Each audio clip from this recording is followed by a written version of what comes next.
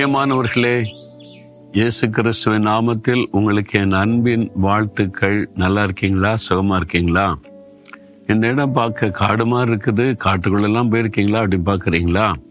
நல்ல அழகான மரங்கள், பச்சை பசேர்னு செழிப்பு. ஸ்வீடன் தேசத்துல தான் ஒரு அழகான பகுதி, கடற்கரை ஓரத்தில் இது மாதிரி பெரிய மரங்கள் உள்ள தோட்டம்லாம் இருக்குது. நல்ல ஒரு பிளசண்டா இருக்குது. ஆண்டவர் உண்டாக்கி இருக்கிற மரம்லாம் ஒவ்வொரு தேசத்திலும் வித்தியாசமான மரங்கள். அதெல்லாம் பார்த்தாலே ரொம்ப ஆச்சரியமா இருக்கிறாரு. சரி, இந்த நாள் ஆண்டவர் உங்களுக்கு என்ன வசனம் வச்சிருக்கிறார் தெரியுமா? நீங்க ஒரு காரியத்தை குறித்து யோசிக்கணும். அதாவது 117 சங்கீதம் 2 வசனத்துல, கர்த்தர் நம்மேல் வைத்த கிருபை பெரியது. ஆண்டவருடைய கிருபை பெரியது. நம்மேல, உங்க மேல வைத்த கிருபை பெரியது. நாம் நிர்மூலமாகாமல் இருக்கிறது கர்த்தருடைய கிருபை. எத்தனையோ ஆபத்து வருது, எத்தனையோ போராட்டம் வருது. பொல்லாத மனிதர்கள் ஒரு பக்கம், பொல்லாத ஆவி ஒரு பக்கம். இப்படி போராட்டங்கள், கஷ்டங்கள் நம்ம அழிக்க எத்தனையோ விதமான சோதனைகள், உபத்திரவங்கள், நெருக்கங்கள் வந்தாலும் நம்ம நிர்மூலமாகி விடாதபடி நம்ம நிலை நிற்கிறோம்ல, அதுவே ஆண்டோடைய கிருபை தான்.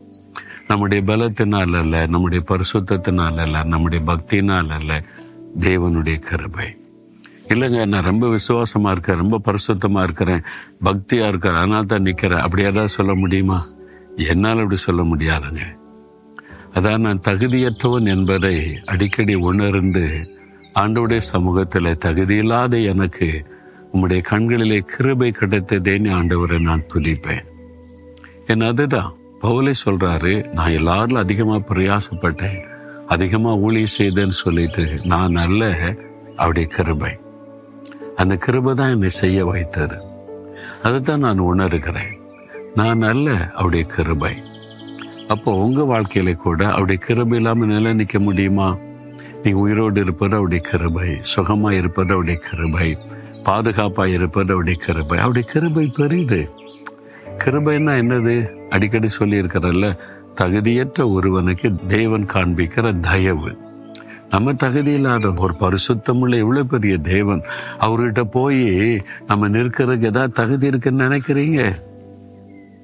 அந்த தகுதி அவரால் நமக்கு கிடைத்தது, அவ்வளவுதான். அவருடைய ரத்தத்தினால் மீட்கப்பட்ட அவரு தான் அந்த தகுதியை தந்தாரை தவிர நமக்குள்ளே தகுதி அல்ல.